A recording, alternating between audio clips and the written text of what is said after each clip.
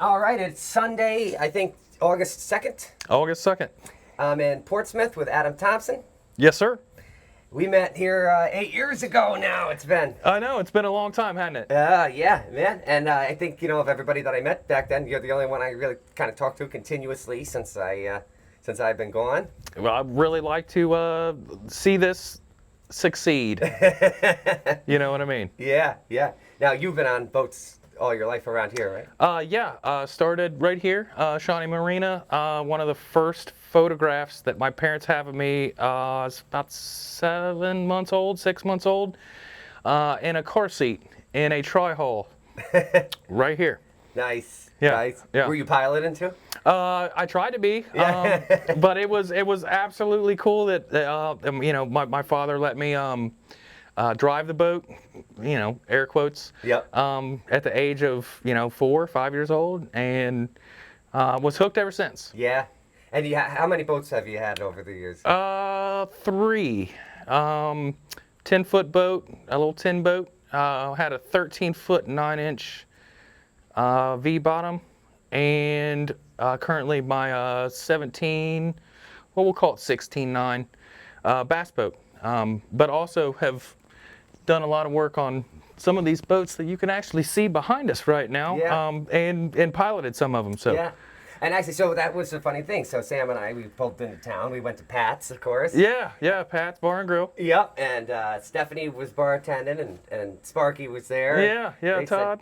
Said, what are you doing? Your boat, what kind of motor do you have? And I don't even remember. You remember. 1960 OMC 18 horsepower, which I owned for about 15 years, so very familiar with that. Yeah.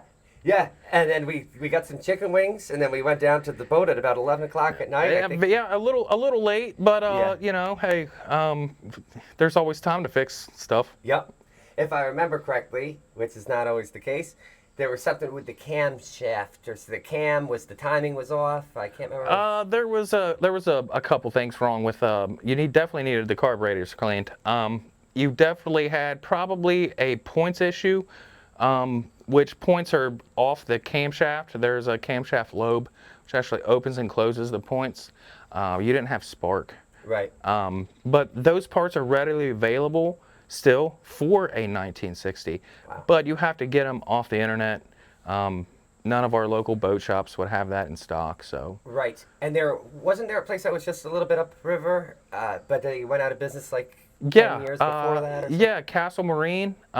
Castle sold me just about everything that I could ask for both of my motors that I owned, a 1970 9.5, and also had the 1960 18. And he would bring out microfilm, scroll through microfilm, and point to the part that I needed, and he would walk in the back and disappear for about 10 minutes and come back and have it on the desk. And was that his directory? That was his, like, of his supply? It was on the microfilm? Like Yeah, shelf microfilm. 8, Yeah. 9? Yeah.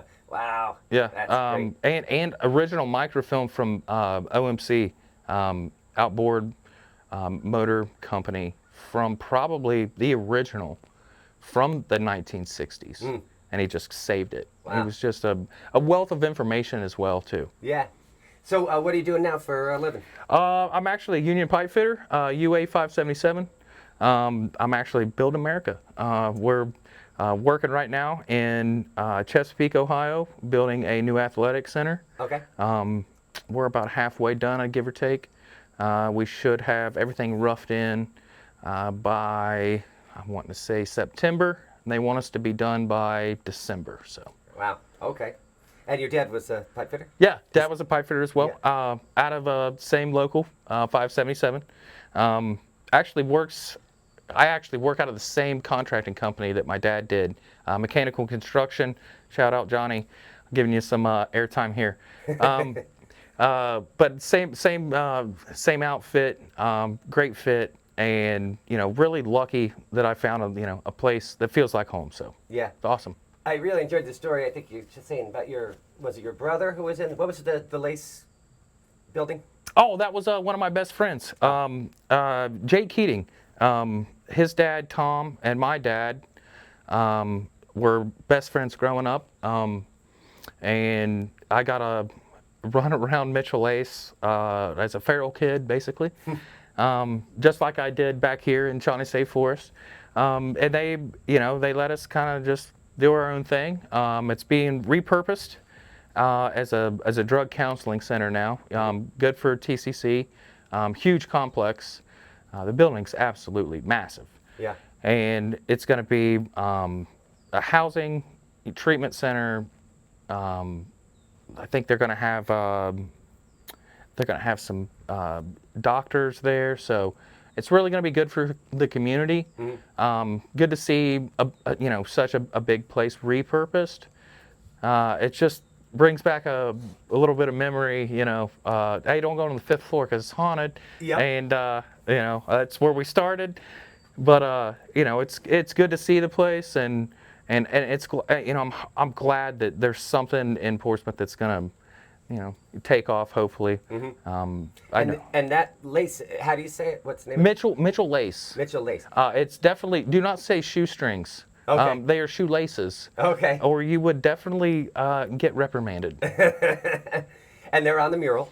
Yes, they are. Yes, they are. 'Cause Portsmouth was the first town that I was ever in that's got, that I knew of, that's got the big flood.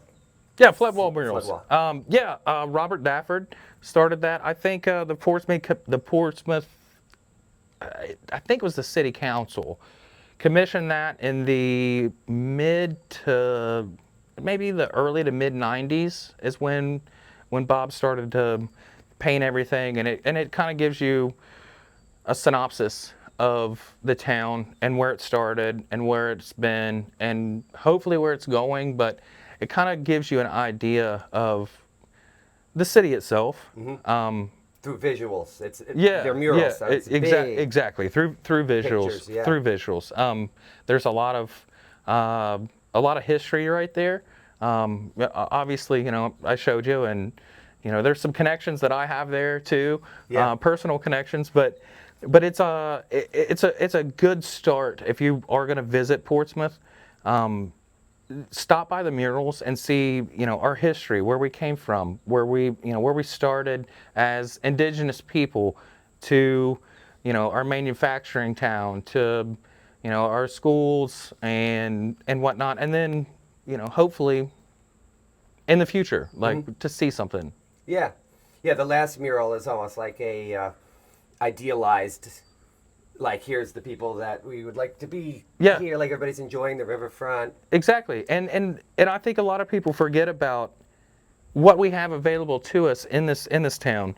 Obviously, the beautiful surroundings behind us, but also what you can't see behind us as far as the forest and the lakes and Shawnee Lodge and walking and hiking trails, equine trails. There's a lot more to this area that I think that people don't see, that they really need to take advantage of. Yeah.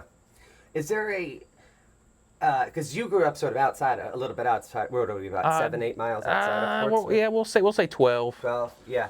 So is there, do you notice a big difference between people maybe who grew up outside of Portsmouth versus in the city itself?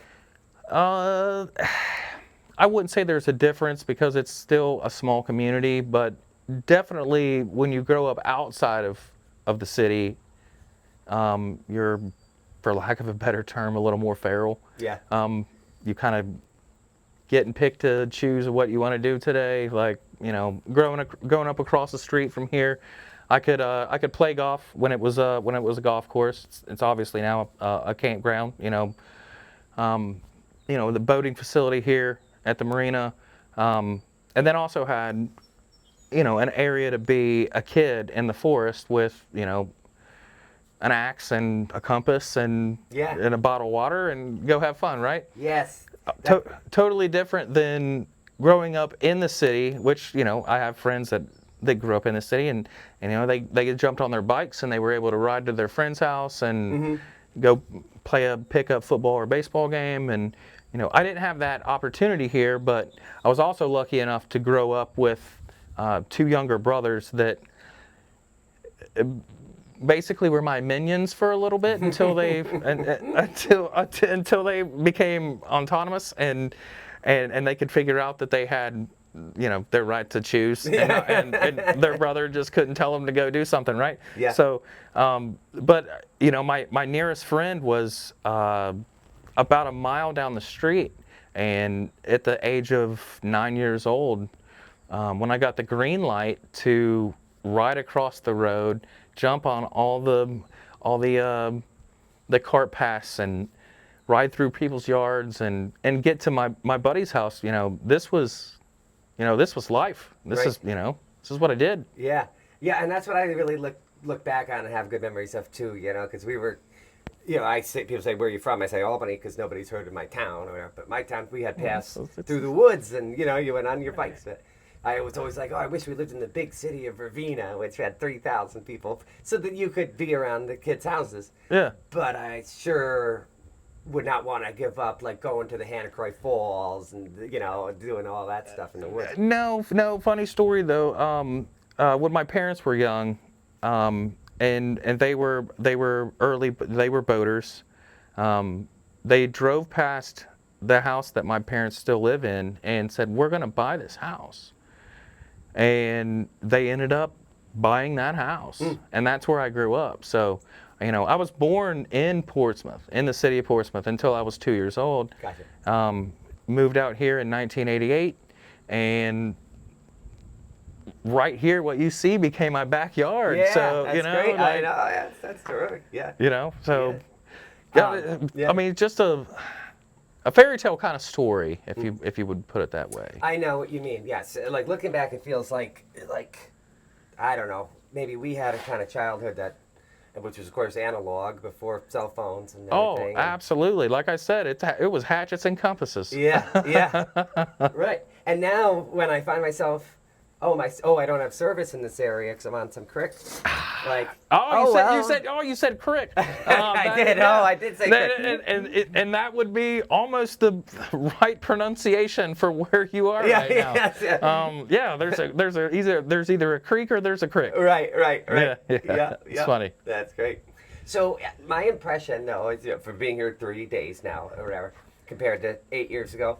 Yeah. It seems as though Portsmouth, the city, though, is got stuff going on. I mean, the waterfront. Absolutely. Big grant for the waterfront, riverfront renovation. Allard Construction's done a great job so far. I think they have until October to complete the project. Of this year. That's it's very ambitious, right? Yeah. You've been there. You saw it. You saw it when you first rolled in. So, very, very optimistic. It looks.